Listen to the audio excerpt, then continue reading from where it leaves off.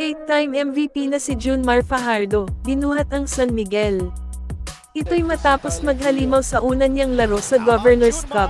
Sa laban nila kontra Phoenix ay makikita mo talaga kung paano dinumina ni Abay ang ilalim, na kahit tatlo ang bantay ay hindi pa rin ito umubra sa kanya. Solid start ang ipinakita ng Beermen sa unang quarter, kaya maaga nilang nakontrol ang laro. Kinakain lang ni Abay ang depensa ng Phoenix, dahilan upang makagawa ito ng 10 points, 9 rebounds in just 9 minutes. Hindi rin nagpahuli si CJ Perez sa scoring, at natapos ang first quarter na 10 ang lamang ng SMB, 27-17.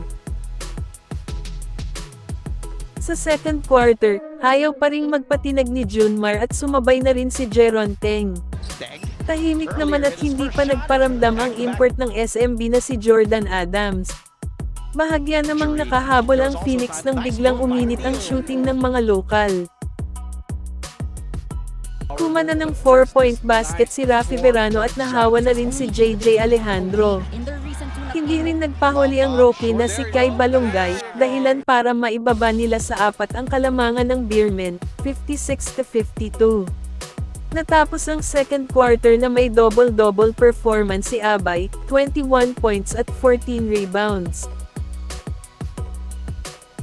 Sa third quarter hindi pa rin mapigilan si Abay sa paggawa ng puntos, at dito nagsimula na rin uminit ang opensa ni Jordan Adams, kasama si CJ Perez.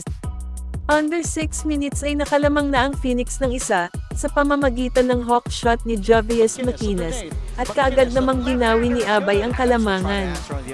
Nanguna si Jason Perkins sa opensa ng Phoenix kasama si Tyler Tio at Kent Solado.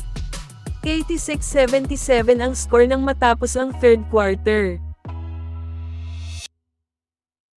Sa fourth quarter ay biglang uminit ang kamay ni Richie Rivero, dahilan kung bakit hindi makalayo ang San Miguel, yun nga lang ay kina-post na ito sa bandang huli.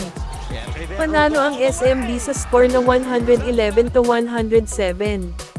Tinanghal na best player si Abay na may monster numbers na 37 points, 24 rebounds, 4 assists, 2 steals, at 2 blocks. Samantalang hindi masaya si Coach Jamike Harim sa naging performance ng import nilang si Javius Maquinas sa game nila kontra SMB. Marami ang nagsasabi na palitan na, dahil hindi raw import kung gumalaw, matamlay sa scoring.